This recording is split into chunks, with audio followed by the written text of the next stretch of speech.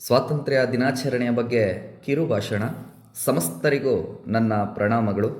ನೆರೆದಿರುವ ಎಲ್ಲ ಸಹೃದಯಿ ಭಾರತೀಯರಿಗೆ ಸ್ವಾತಂತ್ರ್ಯ ದಿನಾಚರಣೆಯ ಶುಭಾಶಯಗಳನ್ನು ಕೋರುತ್ತಾ ಪ್ರಾಜ್ಞರಾದ ತಮ್ಮೆಲ್ಲರ ಮುಂದೆ ನನ್ನ ಮತಿಯ ಮಿತಿಯೊಳಗೆ ಸ್ವಾತಂತ್ರ್ಯ ದಿನದ ಬಗ್ಗೆ ಕೆಲ ವಿಚಾರಗಳನ್ನು ತಿಳಿಸ್ಲಿಕ್ಕೆ ಇಚ್ಛಿಸ್ತೇನೆ. ಸ್ವಾತಂತ್ರ್ಯ ಅಂದರೆ ಭೌತಿಕವಾಗಿ, ಸಾಮಾಜಿಕವಾಗಿ, ರಾಜಕೀಯವಾಗಿ ಮತ್ತು ಆರ್ಥಿಕವಾಗಿ ನಿರ್ಬಂಧಗಳಿಲ್ಲದೆ ಜೀವಿಸೋದು.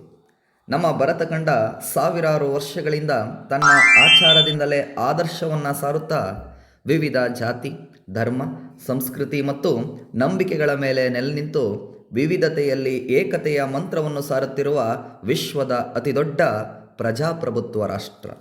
ವ್ಯಾಪಾರಕ್ಕೆಂದು ಭಾರತವನ್ನು ಪ್ರವೇಶಿಸಿದ ಯುರೋಪಿಯನ್ನರಲ್ಲಿ ಬ್ರಿಟಿಷರು ಇಲ್ಲಿಯೇ ಬೇರೂರಿ ಈಸ್ಟ್ ಇಂಡಿಯಾ ಕಂಪನಿಯ ಮೂಲಕ ತಮ್ಮ ನೆಲೆಯನ್ನು ಭದ್ರಪಡಿಸಿಕೊಂಡು ಸರಿಸುಮಾರು 350ಕ್ಕೂ ಹೆಚ್ಚಿನ ವರ್ಷಗಳ ಕಾಲ ಭಾರತವನ್ನು ತನ್ನ ದಾಸ್ಯದಲ್ಲಿಟ್ಟುಕೊಂಡಿದ್ದರು.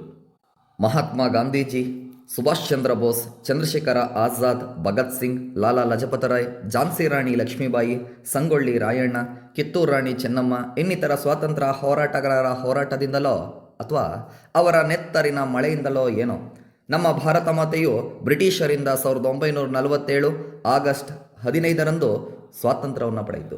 ಸ್ವಾತಂತ್ರ್ಯ ಪಡೆದ ನಮ್ಮ ದೇಶ ಕಳೆದ 7 ದಶಕಗಳಲ್ಲಿ ಸೇನೆ, ಬಾಹ್ಯಾಕಾಶ, ಶೈಕ್ಷಣಿಕ ರಂಗ, ಸಾಂಸ್ಕೃತಿಕ, ವಿಜ್ಞಾನ ಮತ್ತು ತಾಂತ್ರಿಕತೆ ಹೀಗೆ ಹಲವು ಕ್ಷೇತ್ರಗಳಲ್ಲಿ ಗಣನೀಯವಾದ ಸಾಧನೆಯ ಮೈಲಿಗಲ್ಲನ್ನು ಮೆಟ್ಟಿದೆ. ವಿಶ್ವವೇ ತನ್ನತ್ತ ತಿರುಗುವಂತೆ ಮಾಡಿದೆ. ಹಾಗೂ ಪಂಚವಾರ್ಷಿಕ ಯೋಜನೆಗಳಡಿಯಲ್ಲಿ ಕೃಷಿ, ಕೈಗಾರಿಕೆ, ಶಿಕ್ಷಣ, ಆರೋಗ್ಯ, ವಸತಿ, ಉದ್ಯೋಗಾವಕಾಶ, ಕುಡಿಯುವ ನೀರಿನ ಪೂರೈಕೆ ಮತ್ತು ಸಾಮಾಜಿಕ ನ್ಯಾಯದಡಿಯಲ್ಲಿ ವಿಶಿಷ್ಟ ರೀತಿಯಲ್ಲಿ ಗಮನ ಸೆಳೆದಿದೆ. ಪ್ರಜಾತಂತ್ರ ವ್ಯವಸ್ಥೆಯನ್ನು ಬಲಪಡಿಸಲು ಹಳ್ಳಿಯಿಂದ ದಿಲ್ಲಿಯವರೆಗೂ ಅಧಿಕಾರವನ್ನು ವಿಕೇಂದ್ರೀಕರಣಗೊಳಿಸಿ ಜನತೆಯ ಕೈಗೆ ಅಧಿಕಾರವನ್ನು ನೀಡಲಾಗಿದೆ.